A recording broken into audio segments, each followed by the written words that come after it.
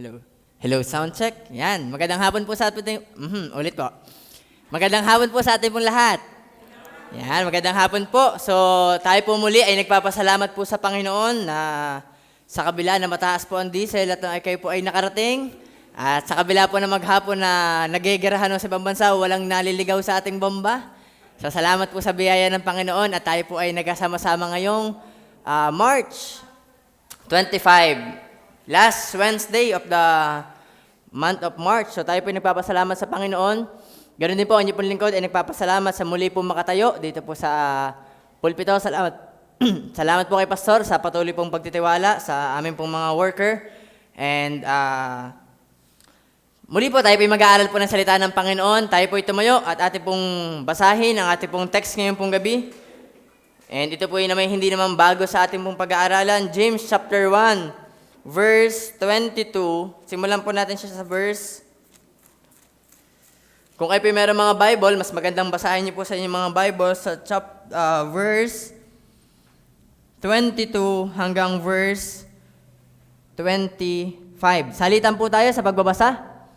Ready now? Ako po muna, and then kayo po. Datapwat, maging tagatupad kayo ng salita at huwag tagapakinig lamang na inyong dinadaya ang inyong sarili.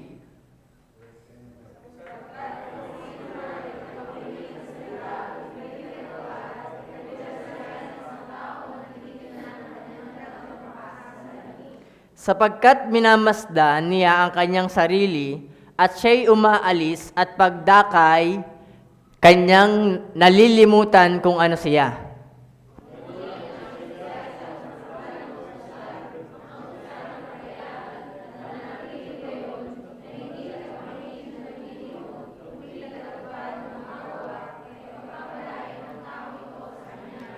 Tuloy na po natin sa verse 26, sabay-sabay po. Ready now, read. Kung ang sino man ay nag-iisip na siya ay relihiyoso, samantalang hindi pinipigil ang kanyang dila, kundi dinadaya ang kanyang puso, ang relihiyon ng taong yun ay walang kabuluhan. Ngayon pong gabi, ating mong sama-samang pag-aralan ang salita po ng Panginoon, the application of the Bible. Pray po muna tayo. Panginoon naming Diyos na mapangyarihan po sa lahat. Magandang hapon po, Panginoon. Salamat po, Panginoon, sa biyaya ng buhay, sa kaligtasang hindi nawawala, sa lahat ng pribilehyo na ayon po nakakamtan. Sa kabila po, Panginoon, na kami hayag sa inyong harapan, kita niyo ang aming isip, kita niyo ang aming puso, nakita niyo kung paano kami nag-uugali, nakita niyo kung aming mga pinapanood. Pero salamat, Panginoon, sa biyaya ng inyong pag-ibig sa amin na hindi po nagbabago. Kaya tulungan niyo po kami, Panginoon, na palagi itong ihingi ng tawad sa inyo, mamuhay sa inyong kapatawaran at makita, Panginoon, inyong biyaya na walang malakas sa amin, kundi biyaya po makapagpatuloy po, Panginoon. Ganon din, salamat din po, Panginoon, sa kalayaan na meron po ang bansang Pilipinas, ang barangay Dagatan, Panginoon, dito po sa Taysan, na wala po kaming inaalaala na pwedeng humuli sa amin or merong gumambala sa amin. Panginoon, salamat sa ganung mga pribilehyo na kami po ay nagkakatipong mapayapa, napapag-aralan ng malakas, naka-livestream ang inyong pong mga salita. Kaya tulungan niyo po kami na wag itong maging taken for granted, Panginoon, na binabahala-bahala na lang po namin ang aming pong pagsamba, Panginoon. Tulungan niyo din po kami, Panginoon, sa aming mga pag-aaral. Ako po na magsasalita, ilagay niyo po ko sa inyong likaran. Kayo po ang tunay na kumilos, magpaunawa sa mensahe pong nahanda. Kayo po ang patuloy na makita. At ang dalangin po namin, katulad ng aming title ngayon pong gabi, the application of the Bible, hindi lang ito pumasok sa kanan, lumabas sa kabila, makalabas kami sa simbahang itong nakapakinig lang, kundi maging blessing po at the same time, ma-apply po namin sa aming pong pamumuhay, habang hindi pa po kami namamatay, habang hindi pa po kayo, Panginoon, bumabalik. Salamat pong muli, Panginoon. Ito po yung aming dalangin sa pangalan ng Panginoong Jesus. Amen and amen. Maaari na po kayong maupo. Yan. So, ngayon pong gabi, ang ating pong pag-aaralan, last topic po for the topic po sa team po ng Bible. So, tayo po ay January, February, March ay ating po na pag-aaralan ng Bible sa iba't iba po nitong topic at tema. Nagsimula ko sa inspiration hanggang sa last time po yung propagation, kung paano ang Biblia ay nabuo, kung paano ito na-preserve, sino ba ang writer nito, paano ba ito kinasiyahan ng Panginoon, ano ba yung tamang pag-interpret dito, ano ba yung mga iba't ibang klase ng pag-aaral po dito. So yun po yung mga ating po na pag-aralan. at nilagay po halos sa huli yung aplikasyon nito. Kasi mahalaga sa ating pong buhay na itong ating napapakinggan, katulad ng sinabi ni James, hindi nga lang dumaan sa ating isip. Hindi nga lang natin na may day yung invitation, kundi atin pong maisagawa. Ano po? So, as part of our introduction po, ano po ang inyong madalas nakikita sa inyo pong mga binibili sa tindahan? It's either gamot, pagkain, construction supplies, or kaya po kahit sa paghahanap ng trabaho. Ano po ang madalas yung makikita dyan? Sa likod ay meron siyang instruction. Meron siyang kung paano mo siya i-apply. Katulad ng gamot, meron niyang 3 times a day, pwedeng chewables. Sa pagkain, dapat i-shake well mo muna. Ipinapakita kung paano mo to i-apply. Ganon din sa mga makeup products. Hindi mo siya basta mailagay lang.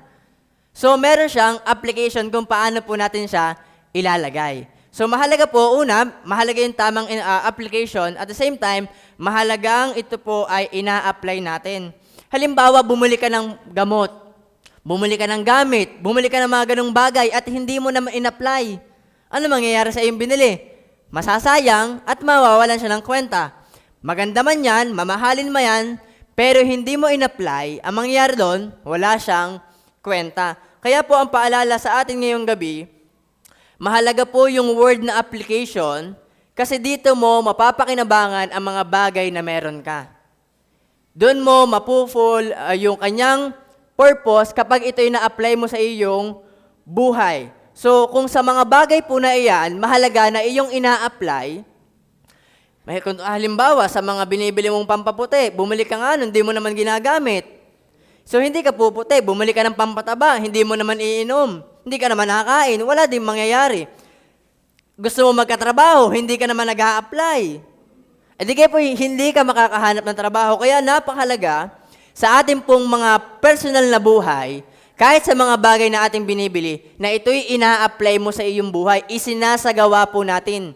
Napakahalaga po nun, lalong higit, ang salita po ng Panginoon. At yun po yung hamon sana sa ating ngayong gabi, katulad kung paano hinamon na ni James ang mga Kristyano noon, na maging hamon din po sa God is Able Baptist Church. At the same time, sa inyo pong mga nasa online. Next slide po. Isa pa po. Yung pong book nailagay niyo. Yan. Tawag dito. Book background po. Ano po ba ang James? Sino po ba si James? Ang book background po ng James, ito po ay sinulat para po sa mga scattered and under persecution Christian. So muli po, sa katulad na ating pinag-aralan sa method, hindi po tayo primarily ang sinulatan po ng Bible. Meron po tayo tinatawag na context. So sino po ang kinakausap ng Bible? Halimbawa nung sa gawin mong madali.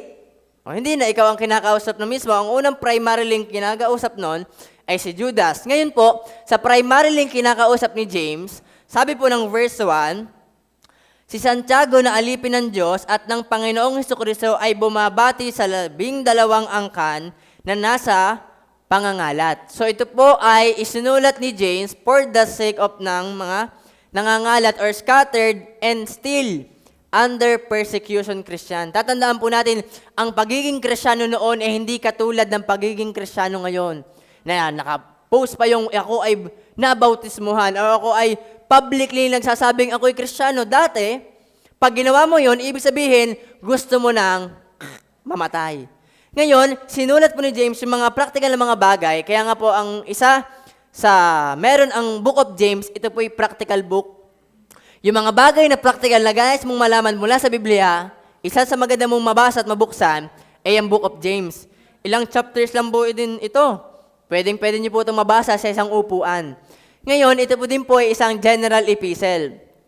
Pag sinabi pong general epistle, hindi po ito church epistle. Pag sinabi pong church epistle, yung Corinthians, Galatians, Ephesians, meron yung sulat, pinapatunguhan or mismong kinakausap.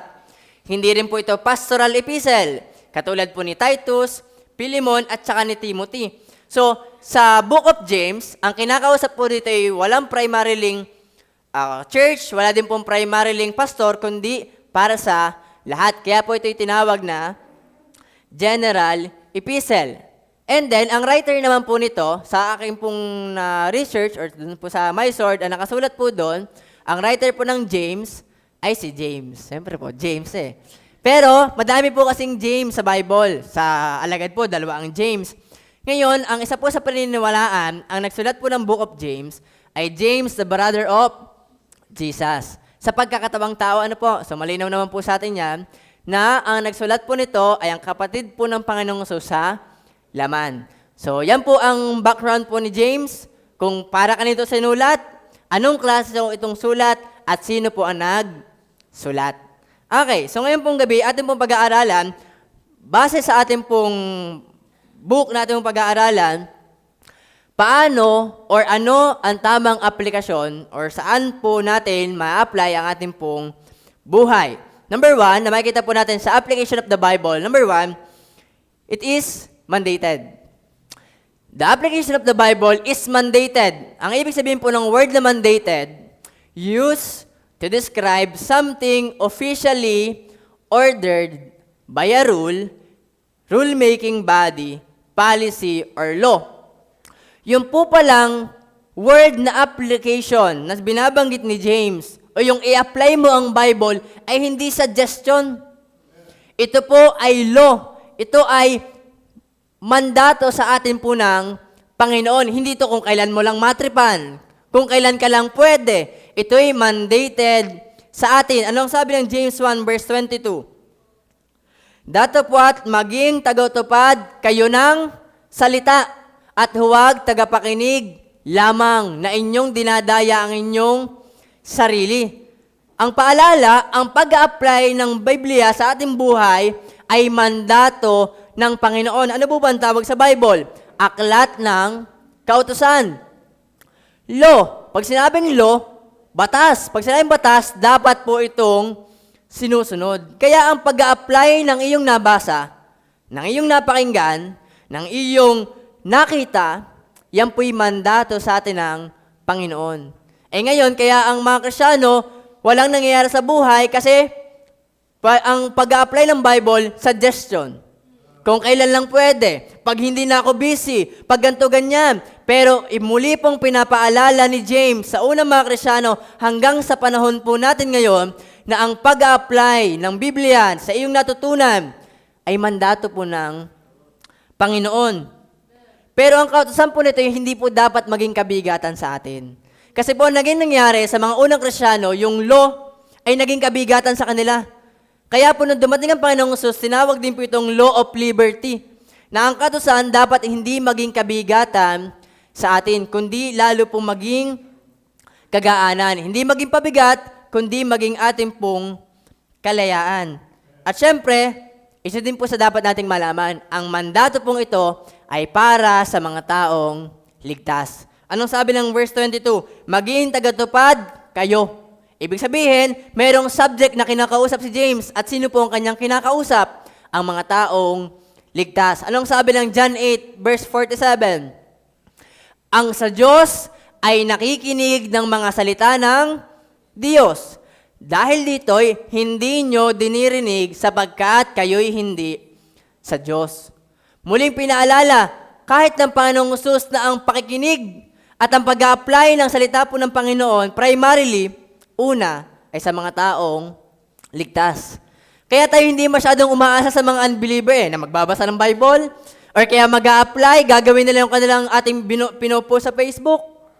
Loobin ng Panginoon, yung po'y gamitin ng Panginoon. Pero primarily, ang kinakausap nito ay mga taong ligtas. Ang kinakausap nito ay mga nagsasabing sila ay pinatawad sa kasalanan, nakakatiyak ng langit, at ang kanyang tagapagligtas ay ang Panginoong Jesus. Kaya ang sabi po diyan, kung ikaw ay nakikinig, at kaya kung hindi mo naman pinapakinggan, ang ibig sabihin lang nun, hindi ka sa Diyos. Ano pong sabi ng John 14, verse 23 to 24? Sumagot si Jesus at sinabi sa kanya, kung ang sino man ay umiibig sa akin, sino po bang umiibig sa Panginoon, mga ligtas, ay kanyang tutuparin ang aking salita. At siya'y iibigin ng aking Ama, at kami pasa sa kanya, at siya'y gagawin naming aming tahanan. Ngayon, ang hindi umiibig sa akin, ay hindi tumutupad ng aking salita. Kaya paalala sa atin, bakit hindi mo tinutupad? Bakit hindi mo na-apply? Dalawa lang naman, hindi tagatupad at tagatupad. Pag ligtas, tagatupad. Pag hindi ligtas, hindi tagatupad.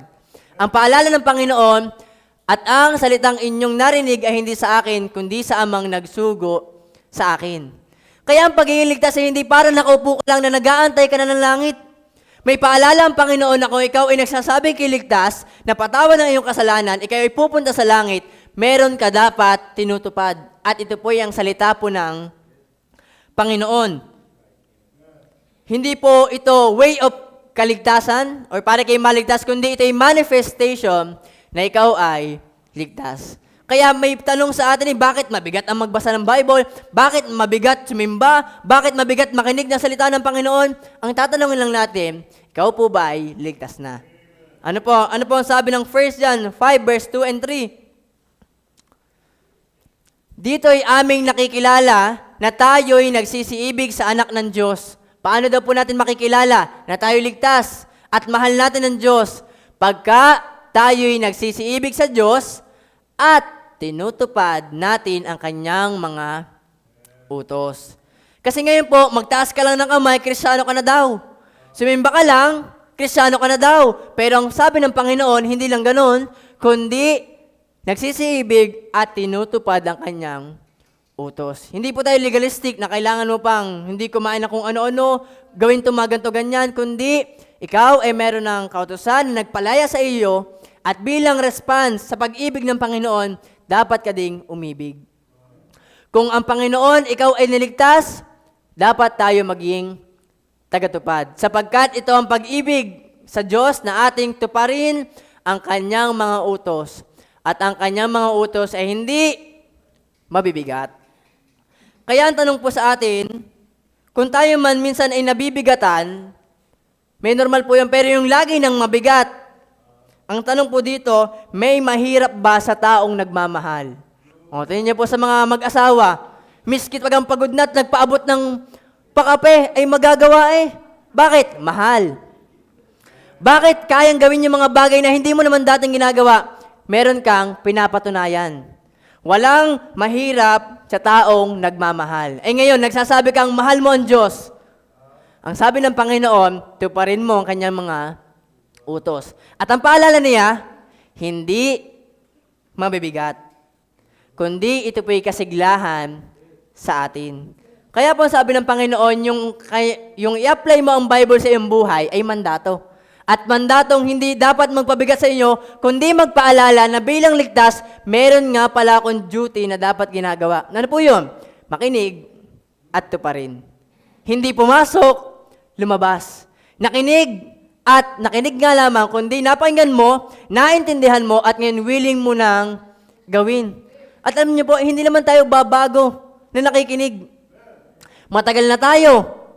Tayo po'y mayroong linggo, may Merkules, may prayer and fasting, may mga online Bible study. Hindi na bago ang salita ng Panginoon. Kaya ang pagtupad dapat dito hindi na rin po dapat bago.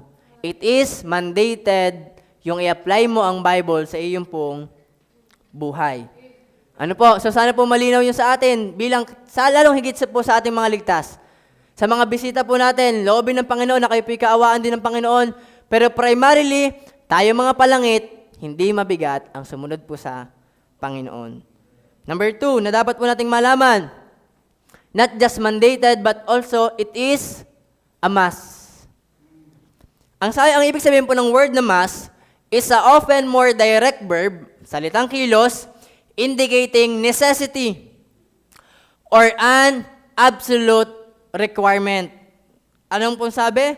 Yun daw must, kanina mandato, ngayon dapat. It is a must na mahalaga at requirement na binigay po ng Panginoon. Anong sabi ni James? Sa verse 22, datapwat maging tagatupad kayo ng salita at huwag tagapakinig lamang. Kasi minsan minarinig tayo, ay okay na, ay nakapakinig, naka-attend naman ako. Hindi lang po dapat dun matapos, kundi maging tagatupad. Bakit pag hindi mo tinutupad? Anong ginagawa mo? Dinadaya ang inyong sarili. Ay ayaw mo nga masuklian ka ng kulang. Ayaw mo nga ikinapepeke ng Temu. Ito pala mas matindi. Pag hindi mo ginagawa ang salita ng Panginoon, ang dinadaya mo hindi ang Panginoon. Sarili mo mismo ang iyong dinadaya. Ikaw mismo ang lumoloko sa iyong sarili. Kaya sabi ng Panginoon, ang i-apply ang salita ng Panginoon, it is a must. Ito ay nararapat. Ngayon, base po sa research, mayroon pong binanggit dyan si James na illustration sa verse 23, sapagkat kung ang sino man ay tagapakinig ng salita at hindi tagatupad, ay katulad siya ng isang tao na tinitingnan ang kanyang talagang mukha sa salamin. Sapagkat minamasdan niya ang kanyang sarili at siya'y umaalis at pagdakay kanyang nalilimutan kung ano siya. Isa po sa hindi nawawala na part ng bag madalas ni mama ay salamin. It's either yung may pulbo or kaya yung nasa likod ng suklay. Madalas natin makikita yung salamin. Bakit? Dito natin nakikita ang ating sarili. Base din po sa research, hindi ko lang, ito po yung inaituran din ni Henry. Base po sa research, halos 30 times, tinitingnan ng tao ang kanyang sarili. Is either sa salamin, sa camera, sa CR, sa salamin ng simbahan, sa tricycle, pag ikinabiyahe, hanap ng salamin, miski doon sa sahig ng jeep, ay tinitingnan kung ano ang kanya ng itsura. Bakit? To check ourselves kung kamusta na tayo o kung may mali ba sa ating muka. Diga po, pagkagising, baka may muta pa, baka may panis pang laway, baka may malunggay pa sa ngipin, baka may tumutulo na, or baka may libag na. Kaya mahalaga na merong salamin. Makikita mo ang iyong sarili. Ngayon, ang salita ng Panginoon ay salamin natin. Madalas nating tinitingnan, pero pag hindi mo daw tinutupad, tumingin ka lang, pero wala kang ginawa. Sinong loko? Ay, sinong, ano bang ibang word doon? Sinong nadaya? Ikaw mismong tumingin. Kasi wala ka namang binago sa iyong nakita. Nakita mo may dapat kang ayusin. Meron kang dapat nakitang alisin. Pero hindi mo ginawa. Ang sabi dyan ng Panginoon na dinadaya ang kanyang sarili. Next slide. Kamusta po tayo? Sa mga physical natin, madalas nating tingnan natin sarili sa salamin. At pantay ang ngipin, maganda ang ilong, maganda ang kilay, madalas mag-makeup, madalas magpulbo. Panglabas. Ang panloob natin. Halimbawang tayo tanungin, kamusta po tayo? Kapag sa Bible na tayo tumitingin, sa pamantayan na mayroon ng Diyos, kamusta po tayo? At hindi natin alam, madalas sa atin, hindi na nagpapacheck up. Ang check-up natin ay ang salita ng Panginoon na dapat lagi nating tinitingnan. At once na tingnan mo, nakapakinig ka ng preaching, dapat meron kang baguhin.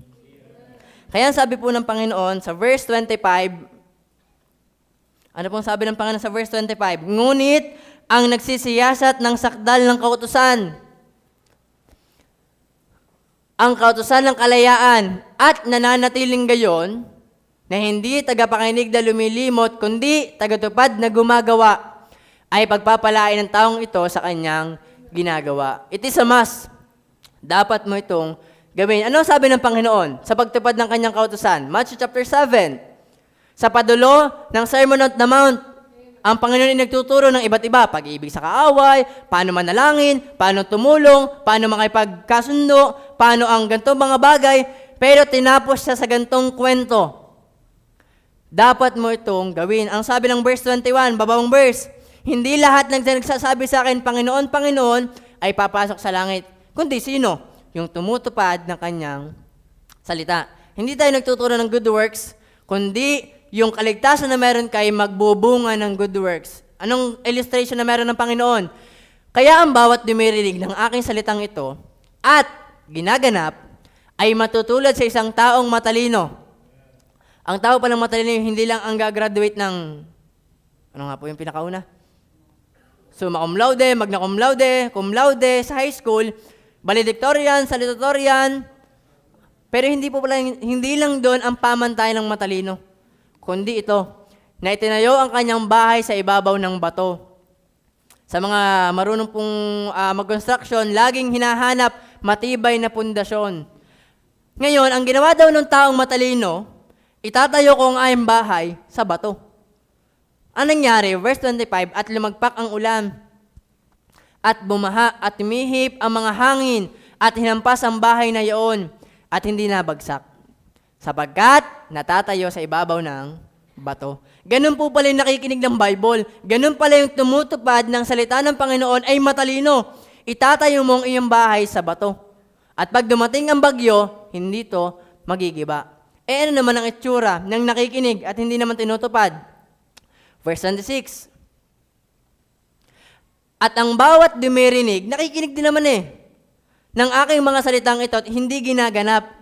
Walang problema sa pakikinig. Nakapakinig po kayo ngayong prayer meeting. Nung Sunday, nandito din kayo. Nung mga nakaraan nandito din kayo. Nakapakinig.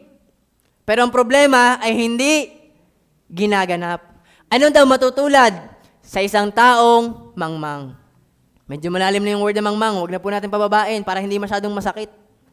Ay taong mangmang na itinayo ang kanyang bahay sa buhanginan. Pag ikaw ay matalino sa bato, pag ikaw ay mangmang sa buhanginan, kaya lumagpak ang ulan, bumaha, humihip ang mga hangin at hinampas ang bahay na iyon at nabagsak at kakilakilabot ang kanyang pagkabagsak. Pareho nagtayo, pareho ng bahay, pareho ng bagyon dumating, pero saan sila nagkaiba? Sa kanilang pinagkakatayuan. Ngayon, pareho nakaanig, pareho nakaalam. Saan nagkakaiba? Kung sinong tumupad. Sinong nag-apply. Kaya yan po ang tanong sa atin, it is a must. Kasi ang sabi kahit ng Panginoong Jesus, dapat mo itong tinutupad. Ano po?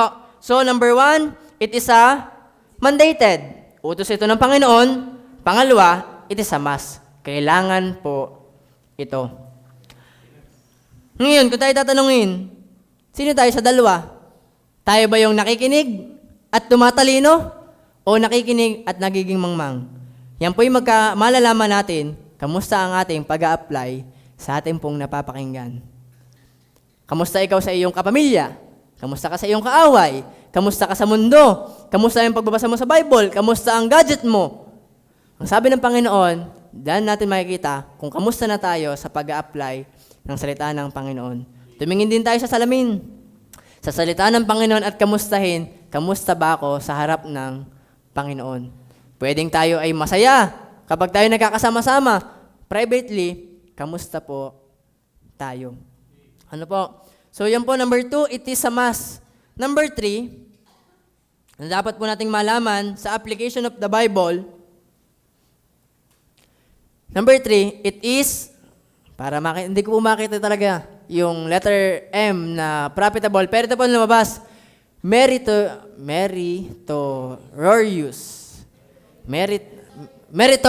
Yun, dire-diretso po palang basa nun. Meritorious. Ano pong ibig sabihin ng meritorious? Is an adjective meaning deserving of reward, praise, and or esteem. Yung pong palang pag-apply ng Bible ay hindi lang natapos na ito yung mandato sa atin ng Panginoon. It is a must na dapat natin gawin, pero laging may pangako ang Panginoon. It is meritorious. Ano pong ibig sabihin ng meritorious? Deserving of reward. Anong sabi ng verse 25? Ngunit ang nagsisiyasat ng sakdal na kautusan, ang kautusan ng kalayahan at nananatiling gayon, na hindi tagapakinig na lumilimot, kundi tagatupad na gumagawa. Anong pangako ng Panginoon? Pakibasa nga po. Ang pangako ng Panginoon, it is meritorious. Bakit? Pag daw ikaw ay hindi nakakalimot at iyong tinutupad sa abot ng iyong sikap, ang pangako po ng Panginoon ay pagpapalain ang taong ito sa kanyang ginagawa. Laging may formula ang Panginoon. Ang madalas sa tao, kung anong formula ko Panginoon, saka ka gumawa. Bahala na. Pero laging may pattern ng Panginoon. Meron siyang paraan para ikaw ipagpalain. Anong sabi ng Panginoon? Ikaw ipagpapalain niya kung tumutupad ka sa iyong nababasa, napapakinggan, at pinapagawa sa iyo ng Panginoon. So, it is meritorious. Ang pagsunod sa Panginoon is not just mandated, not just is a must, but also meritorious. Alam niyo po, ang kabutihan po ng Panginoon,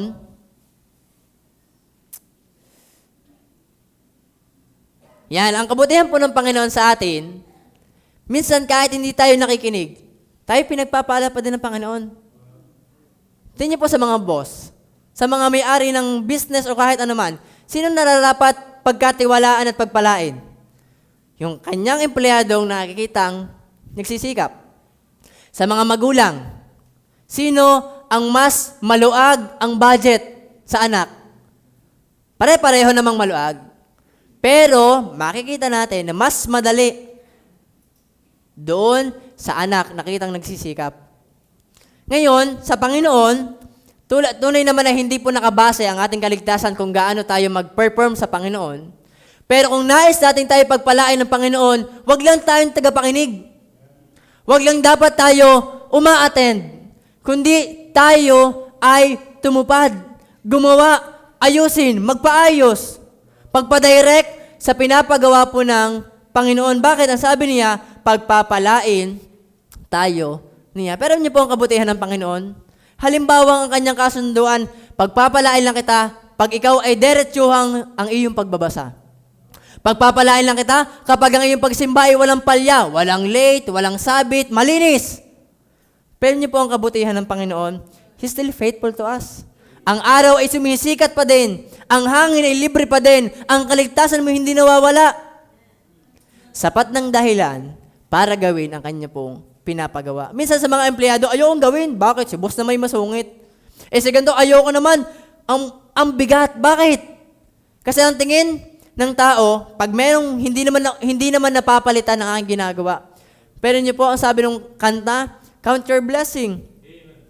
Ano ang kulang? Hindi blessing. Ang kulang yung pagbibilang mo. Hindi nagkukulang ang Panginoon sa kanyang pagpapala. Ang kulang ay ang pagsunod. Ang pattern ng Panginoon, sumunod ka, pagpapala. Pero madalas sa tao, pag sa paghahabol ng pagpapala, nakakalimutan ng sumunod.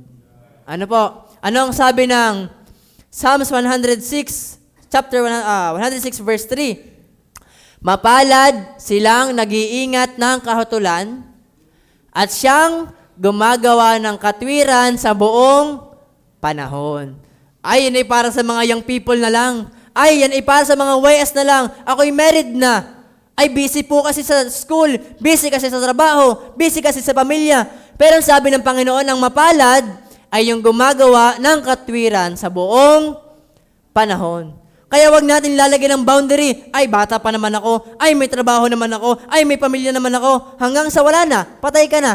Pag naging pamantayan mo yung binoundary mo, hindi ka na makakasunod sa Panginoon. At ang Panginoon, kita niya ang iyong pagsisikap. Hindi man yan kita ng mga kapwa natin member, ni pastor, ng mga worker, ng kahit lang sino man. Anong sabi ng Panginoon sa Matthew chapter 5? Yung ang Panginoon ang bahala sa iyo. Kita ng Panginoon ang iyong pagsisikap. Psalms 119 verse 2. Okay, basa nga po. Ready now? Read.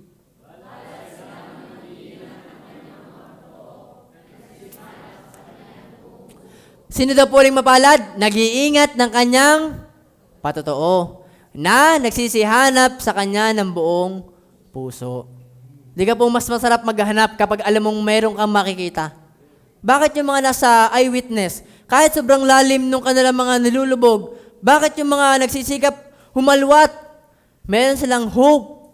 Meron silang isip na meron akong makukuha doon. Ang pangako ng Panginoon, siya'y ating masusumpungan kung tayo ay nagsisihanap sa Kanya. Knock, and you shall be open. Seek, and you shall find. Ano po yung isa? Ask, and you shall be given. John chapter 13, verse 17. Pakibasa nga po ng lahat ng mga single. Ready now? Read.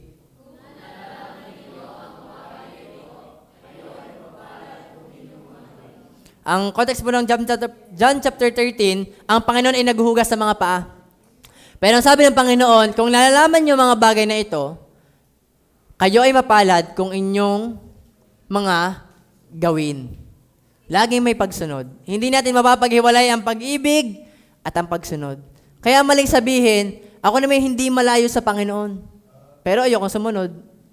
Sa mag-asawa, magkakagalit kayo kapag sinasabi mo lang mahal kita, pero walang pagsunod, walang pagpapakita, mag-aaway kayo. Bakit? Hindi mo mapapaghiwalay ang pag-ibig at ang pagsunod. Hindi mo mapapaghiwalay ang tagapakinig at pagtupad. Kaya laging nagkakaroon ng problema, nag-i-stuck lang dito sa pakikinig. Pero walang nagiging pagsunod. Anong sabi ng Panginoon? John chapter 13 verse 17, mapapalad kung inyong gawin. Tingnan niyo po, sa kabila, minsan ng ating mga pagkukulang. Sa kabila na tayo ay minsan ay nakakalimot. Sa kabila na minsan tayo nagkakasala at madalas nagkakasala, ay pinagpapala pa din po tayo ng Panginoon. How much more kung ikay tumutupad? How much more kung ikay nagsisikap? At hindi naman tayo pinaghahanapan ng Panginoon ng higit sa ating kaya. Ang nais ng Panginoon, pagtapatan kung anong meron ka. Pinagtapat sa iyo ang iyong pamilya, ang iyong business, ang itong mga bagay, doon ka magtapat, doon mo pagsikapan, doon mo sundin ang kalooban ng Panginoon. At alam niyo pong sabi niya, pagpapalain po niya tayo. Tingnan niyo po, sino ang mas nagmamatured? Sino ang mas tumitibay? Sino ang mas masaya ang buhay? Yung taong sumusunod. Bakit ang tao ay, miski may problema, tayo ay masaya? Alam natin na hindi lang dito sa buhay ang ating dulo. Ano po ang sabi ng Panginoon? Bakit, di ka may tanong, di kayo na mga matured? Ay, paano yung maturity na yan? Paano ka sumaya? Paano ka tumibay? Ba't gaganon yung si brother? Ba't gaganon si sister? Ba't gaganon yung mga workers, si pastor? Na minsan hinahanap mo sa iyong sarili. Nasanagot din naman ng Panginoon. Ang mas mga bagay na lumalago sa atin ay ang mga bagay na ating pong ginagawa. Gusto mo matuto mag-bike, hindi ka naman sumasakay. Gusto mo matuto mag-drive, hindi ka naman nagpa-practice. Gusto mong gumaling, gusto mong sumunod, hindi ka naman umaaksyon. Ang problema ay hindi yung gagawin, doon sa gagawa. Ang madalas problema sa atin, nandiyan na ang pattern ng Panginoon in all the topics sa atin na pag-aralan. Tayo po kayo nag-a-apply na. O maghihintay na lang uli next year ng bagong topic. Maghihintay na lang ng Sunday para makapakinig. Ano niyo po, ang pagkain ay araw-araw. At ang pagsunod ay araw-araw din po dapat. Ano po? Hindi tayo tumutupad para pagpalain. Ano po? Paalala po, hindi tayo magsisikap ako para pagpalain ng Panginoon. Kasi baka mag-expect ka. Ang sabi ng Panginoon, meron siyang mas magandang plano sa iyo. At yung magandang plano na yon, hindi natin alam kung paano yung define ng Panginoon. Kasi ang magandang plano ng Panginoon kay Stephen ay patayin ang buhay. Patayin sa bato. Ang magandang plano ng Panginoon sa mga unang Kristiyano ay mamatay. Ang magandang plano ng Panginoon sa mga nagsisikap kay Job ay mamatay ang anak, mawala ng business, magkasakit. Pero alam niyo po ang biyaya ng Panginoon, kung tayo talaga ay matibay sa pagsunod sa Panginoon, ang sabi po niya, tayo ay kanyang pagpapalain. Hindi natin yung gagawin para tayo ay pagpalain, kundi ginagawa natin yung bilang ito yung mandato ng Panginoon, ito yung kailangan, at bilang nagsasabi kang mahal mo ang Diyos, at meron tong kakibat.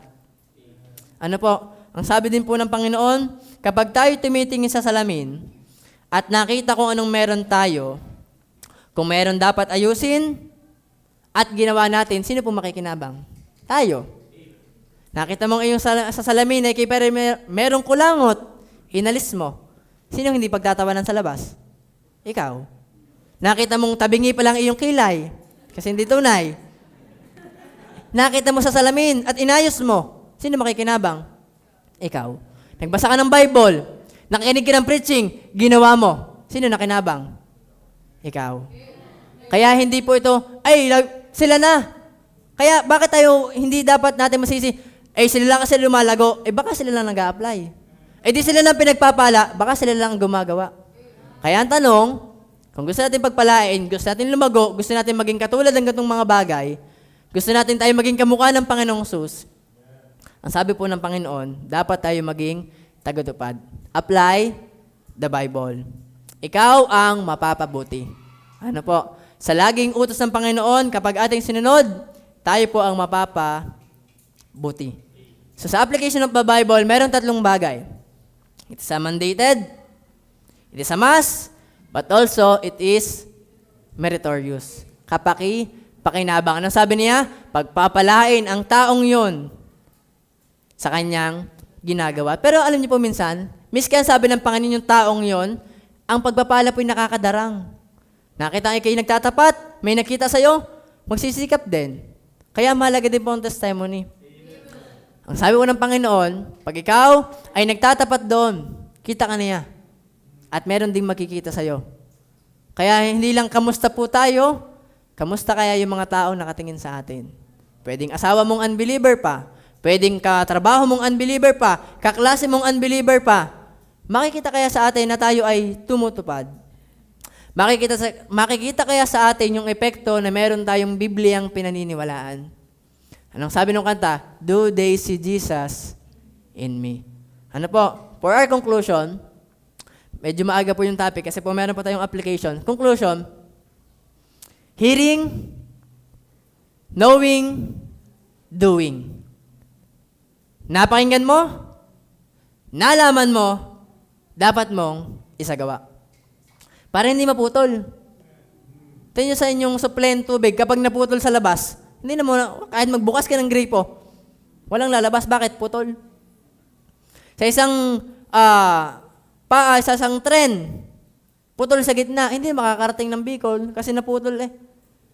Ang pagpapala ng Panginoon, ang pag-a-apply sa atin ay nagsisimula sa pakikinig, either pagbabasa, knowing, nalaman mo, ganun pala yon, at dapat mong isagawa. At paalala din po na bang hindi ito laging madali. Hindi dapat tayo namimili, ito lang, madali ito, kaya ko to. Paano pag mahirap na? Anong sabi ng Panginoon? For our conclusion, you hear, you know, and you do. Yan po ang panawagan sa atin po ng Panginoon. So ngayon po, sa ating pong application, meron po tayong mga ilang mga topic, kasi last topic na din po sa ating sa Bible, magkaroon tayo ng ilang mga pwedeng pag-applyan natin. Pag-applyan ng salita ng Panginoon sa iba't ibang aspeto ng ating pong buhay. Number 1, sa ating pong pananampalataya. Anong sabi ng Panginoon sa ating pananampalataya? John chapter 3 verse 16 and Romans chapter 10 verse 9. Ito po ang panawagan ng Panginoon, lalong higit sa ating pong mga minamahal, na hindi pa po nakakatiyak ng langit. Kayo man pong nakikinig, nanonood sa ating pong mga bisita ngayong gabi, anong dapat una mong i-apply sa iyong buhay sa pagbabasa mo ng Biblia at pakikinig nito? Sapagkat gayon na lamang ang pagsinta ng Diyos sa sanlibutan, na ibinigay niya ang kanyang bugtong na anak, upang ang sino man sa kanya'y sumampalataya ay huwag nang mapahamak, kundi magkaroon ng buhay na walang hanggan. Tatandaan niyo po sa mga kapatiran po natin, sa mga minamahal po nating bisita, may kapahamakan po nag-iintay. Meron kang kasalanan, meron kang binangga, at mabigat ang binangga mo, ang Diyos. Ngayon, ang sabi niya, hindi pwedeng magsama ang Diyos na matuwid at ang tao makasalanan. Ngayon, paanong meron tao sa langit, sa katunayan na walang pwedeng magsama sa kanila? Hindi sila pwedeng magsama. Ano po ang application ng Bible sa atin? Minahal tayo ng Diyos. Ibinigay niya ang kanyang bugtong na anak, upang ang sino man sa kanya sumampalataya ay hindi na mapapahamak. Ayun. Nagkaroon ngayon ng tulay, yung taong malayo sa Diyos dahil ng kanyang kasalanan, pwede nang makapunta sa langit. Kung yung taong yun ay magsisisi at mananampalataya. Romans chapter 10 verse 9. Sapagkat kung ipapahayag mo ng iyong bibig si Jesus na Panginoon, hindi po ang baptis, hindi ang relihiyon, hindi ang binyag, hindi ang sakramento, hindi ang anumang kautusan. Si Jesus na Panginoon. At sasampalataya ka sa iyong puso. Magmamahal na araw na po, may mga akit na uli sa bundok, may mga pemperetensya na uli, meron na uli mga hindi kakain ng kung ano-ano. Para ano? Papatawad. Pero ang sabi ng Panginoon, kung ikaw ay sasampalataya. Sa iyong puso, hindi lang sa nguso, na binuhay siya magmuli ng Diyos sa mga patay, anong pangako niya? Maliligtas ka. Kaya po sa ating po mga bisita, sa bawat isa po nakikinig na hindi patiyak ang langit, ang panawagan ng Panginoon, i-apply mo ang sinabi niya na ikay magsisi at manampalataya habang may time pa. Ang awa ng Panginoon ay nauubos, ito ay merong hangganan. So hanggat hindi pa dumarating yung hangganan na yon, i-apply mo na kung ano sinabi ng Panginoon. Magsisi, manumbalik sa Kanya. Ano po? In our faith. Number 2, in our failures. Tayo mga mananampalataya, tayo aminado, tayo pinagkakasala. Ano po? Sino po kayo sa atin na hindi na nagkakasala? Wala. Kanina nga lang, ano kaya pinanood natin? Babalikan natin nating watch history. Wala na. Kung nawawala ang kaligtasan, wala na. Kung nauubos ang pagpapatawad ng Panginoon, wala na. Kung bibigyan tayo ng redeem points, na yun lang ang budget mo sa buong araw, negative pa. Pero niyo po ang sabi ng Panginoon in our failures. Anong sabi ng kanyang salita sa Proverbs 24 verse 16? Sapagkat ang matuwid, ligtas, ay nabubuwal ng makapito at bumabangon uli. Ngunit ang masama ay mabubuwal sa kasakunaan. Ngayon, bilang tayo Kristiyano, minsan babalikan ka ni Satanas. Kita kong pinanood mo, kita kong ginawa mo, alam kong motibo mo, anong ibabalik mo sa kanya? Pag ikaw ay tinukso ni Satanas at bumalik yung dati mong pagkatao at sasabihin, hindi mo deserve ang langit, anong ibabalik mo? Nagkamali ka, nagkasala ka uli. Anong sabi ng Panginoon? Tayo man ay may failures, but hindi doon nakabase ang pag-ibig sa atin ng Panginoon. Kaya madalas sa ating mga Kristiyano, madalas tayong panghinaan ng loob, madalas tayong lumayo kasi hindi natin na-apply yung sinabi ng Panginoon na ikaw ay totoong magkakamali. Hindi yan tanong, paano kung ako'y magkamali? Paano ako makakabalik kung ako'y magkamali uli? Ang sabi ng Panginoon, magkakamali ka talaga. Pero ang panawagan sa iyo, kung i-apply mo, bumabangon muli. Sabi nga, normal ang madapa. Ang hindi normal, gumapang ka na. Normal ang madumihan. Ang hindi normal, masaya ka nang ikay madumi. Kaya po sa ating mga kapatiran na mga nanghihina, mga sa pinagpe-pray po natin tuwing midnight prayer meeting, ang panawagan ng Panginoon, normal pong magkamali. Sa mga nakaka-attend, hindi sila natin kayang sabihin, tayo malakas, kaya tayo naandito. Hindi natin pwede sabihin, hindi ako nagkakamali, kaya hindi ako umaalis. Anong pinanghahawakan natin? Tayo'y kinaawaan pa ng Panginoon. Lagi mong babalikan si Satanas, ang iyong sariling pinatawad ka na, is under the blood. Ang kanyang pagpapatawad, hindi lang ngayon, hanggang sa pinakadulong kasalanan na kaya mong gawin. Paano mo malalaman yun? I-apply mo ang sinabi na kanyang salita. 1 John chapter 2 verse 1, mumunti ko mga anak, ang mga bagay na to, yung Bible ay sinulat ko sa inyo upang kayo'y huwag magkasala. Ang kalooban po talaga sa atin ng Panginoon, huwag na tayo magkasala. Niligtas na tayo Yun ang ideal. Pero ang sabi, ito yung sinundan ni John. At kung ang sino man ay magkasala. Alam ni John na itong mga kausap kong Kristiyano, ang nais ng Panginoon, huwag na itong magkasala. Pero alam niya din na ito yung magkakasala. Anong dapat application nito sa atin? Ay meron tayong tagapamagitan sa Ama. Katulad ng ating topic na evangelistic, meron tayong propitiation. Meron nang namamagitan sa atin. Meron nang nagtatanggol sa atin. Tayo sa Ama, si Hesus Kristo ang matuwid. Sa verse 2 po pala yung propitiation, pampalubag. Tagapamagitan, tagapagtanggol. Sino? Si Jesus ang matuwid. Kasi kung ikaw, hindi ikaw ang haharap sa Panginoon. Lagi kang nakatago sa likod ng pagpapatawad ni Jesus. Kaya kung tayo babalik, hindi tayo, babalik na ako, maayos na ako. Hindi. Babalik ka dahil anak ka ng Panginoon. 1 John chapter 2, verse 2, asay ang pampalubag loob sa ating mga kasalanan. At hindi lamang sa ating mga kasalanan, kundi sa buong sanlibutan, dilaman. Anong application even in our failures? Ang Panginoon po yung nagpapatawad. Ang tao ay magkakamali. Ang Panginoon hindi na uubos sa kanyang pag-ibig. Romans chapter 8, even those things, nothing can separate us from the love of God. Kaya ang panawagan po natin sa inyo, sa atin, sa mga nanghihina, sa mga ating pong kapatirang hindi natin nakakasama, balik po tayo. At tatandaan po natin, babalik tayo sa Panginoon. Ano po? Yun ang panawagan, ang application sa atin, even in our failures. Number 3, not just in our faith, not just in our failures, but also in our family. Ano ang sabi ng 24 verse 15 ng Joshua? Nasa promised land na sila. Ngayon, hindi ko na po nilagay yung buong verse. Basta ang sabi ni Joshua, mamili kayo. Kayo ba'y maglilingkod sa mga Diyos-Diyosan o sa tunay na Diyos? Pero, ngunit sa ganang akin, sabi ni Joshua, at sa aking sangbahayan ay maglilingkod kami sa Panginoon. Bakit in-establish ni Joshua yung sa ganang akin? Kasi kahit yung kanyang sambahayan ay hindi nagpapatuloy, sa ganang akin, ako'y magpapatuloy sa Panginoon. Pwede mag-isa ka na lang sa pamilya mo nagpapatuloy. Anong sabi ng Panginoon? Kaya ka nagpapatuloy, hindi dahil ng pamilya mo. Dahil ng pag-ibig mo sa Panginoon.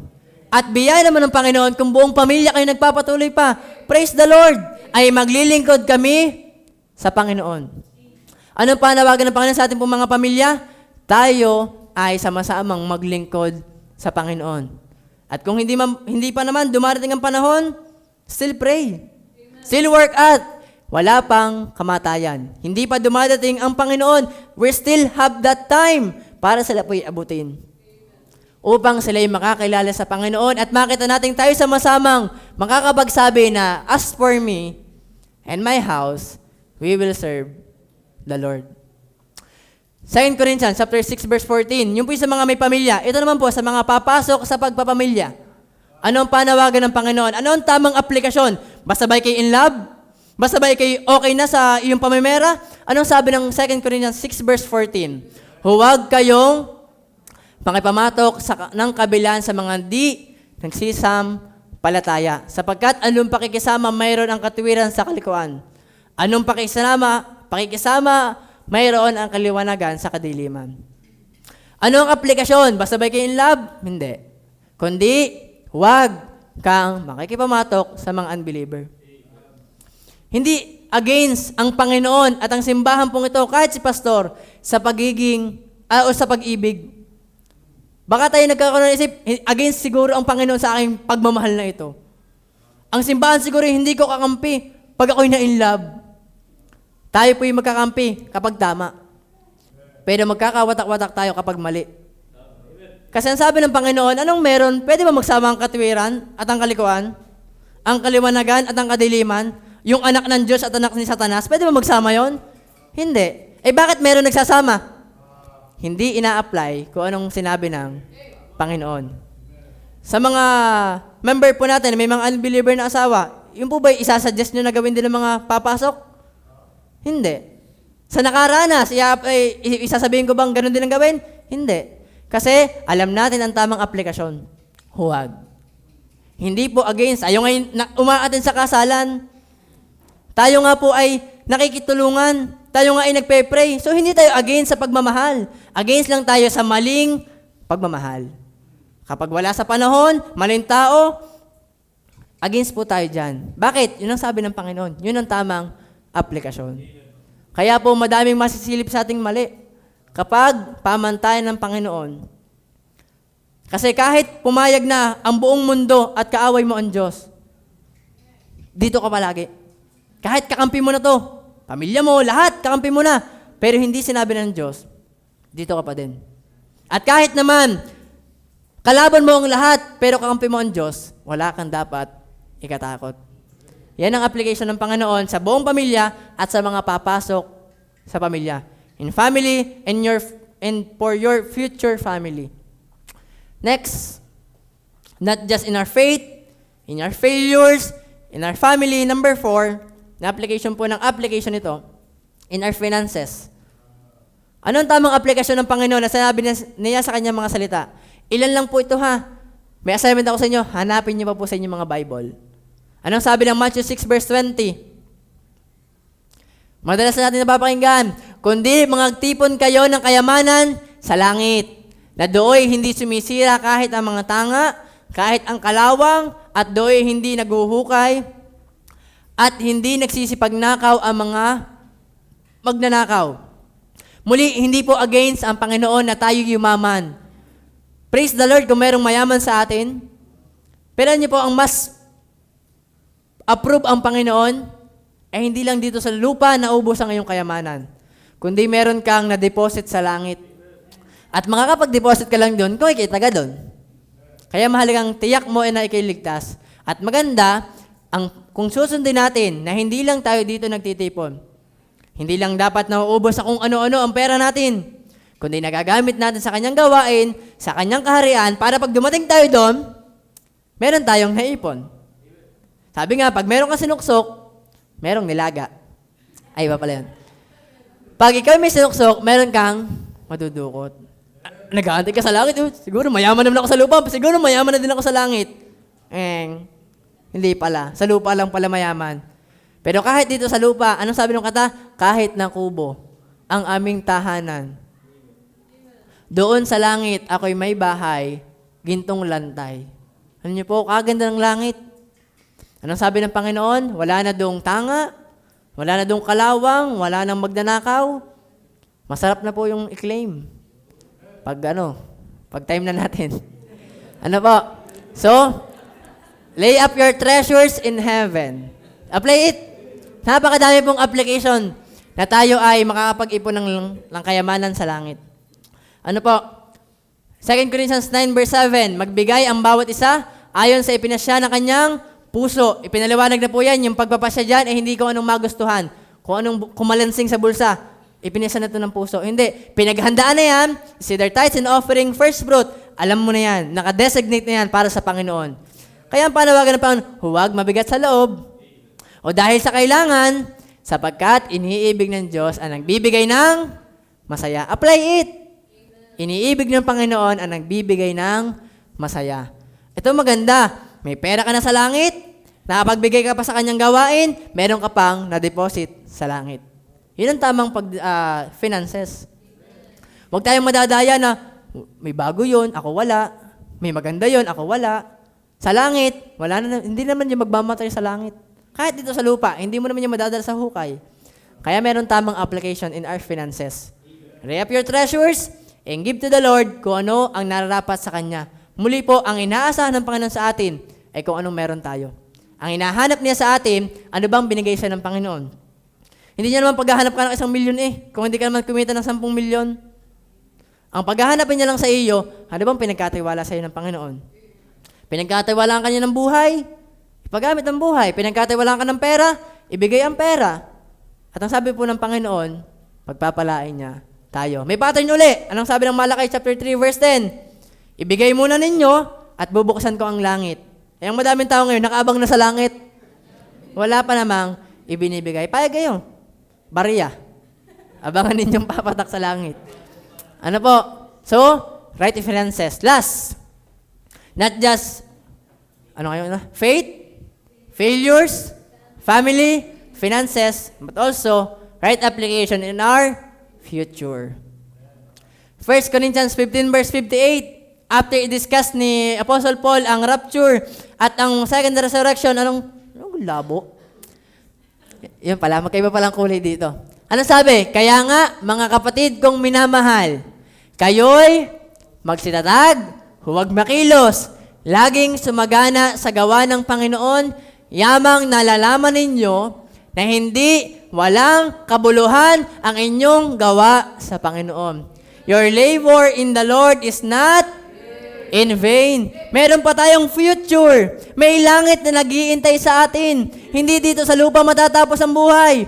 Sa lupa may korupsyon, mataas ang diesel, mataas ang bilihin, kulang ang sahod, madaming problema, may inuutangan, may sakit nagkakasakit, namamatay, at may kasalanan. Pero sabi ng Panginoon, you should know and apply the right application in your future. This world is not your home. We're just passing through. Tingnan sabi ng isang illustration, kapag daw alam mo na ikaw naman ay pupunta sa ibang bansa, ikaw ba'y magpapatayo pa dito ng 10th floor building? Ikaw ba'y bibili pa dito ng hektarya-hektaryang lupa? Ay papunta ka naman sa ibang bansa? Hindi ka nag-i-invest dito. Pero bakit? Papunta ka naman doon. Hindi natin sinasabing masama magpundar dito, ang masama nandito na lang. Nakakalimutan na natin na meron nga palang future.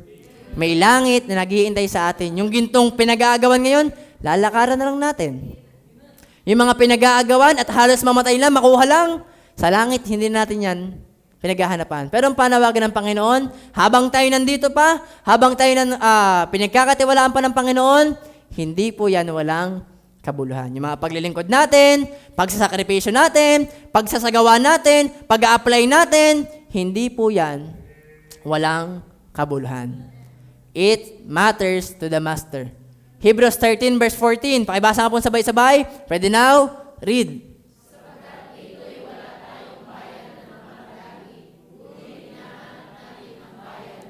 May langit. Merong langit. Kaya hindi tayo dapat malungkot, mawalan ng pag-asa, meron pong langit. Paano mo may enjoy na merong langit? Right application in your future. Nandito sa lupa, hindi ka taga rito. Kaya kung habang nandito ka pa, dito ka pa nalagay ng Panginoon Anong sabi ni Paul? Gusto niya sa langit. Pero may pinapagawa pa sa lupa. So nasa lupa ka pa, may pinapagawa pa sa sa'yo. Pero salamat, in your future, merong langit. Meron pang millennium, meron pang eternity. At masarap yung pangarapin. Kaya po sa mga bisita natin, magandang tayo po yung magkasama-sama. At isa din po dun sa future, masarap daw kasama sa walang hanggan. O dito sa lupa, yung kasama mo sa walang hanggan. Kaya po, still, ayusin natin ating paggamit sa ating mga time kasi may future. Haharap tayo sa hukuman ng Panginoon. Huwag nating hayaang tayo nanonood lang sa coronation. Kasi pwede naman. Kaya mo yun. Anong dapat gawin? Apply. Right? Application of the Bible. Not just it is mandated, it's a must, it is meritorious. In our application, in our faith, in our failures, in our family, in our finances, but also in our future. So sana po pinagpala tayo, the application of the Bible. Pray po tayo po manalangin. Panginoon namin Diyos, sa mga pangyarihan sa lahat, magandang gabi po, Panginoon.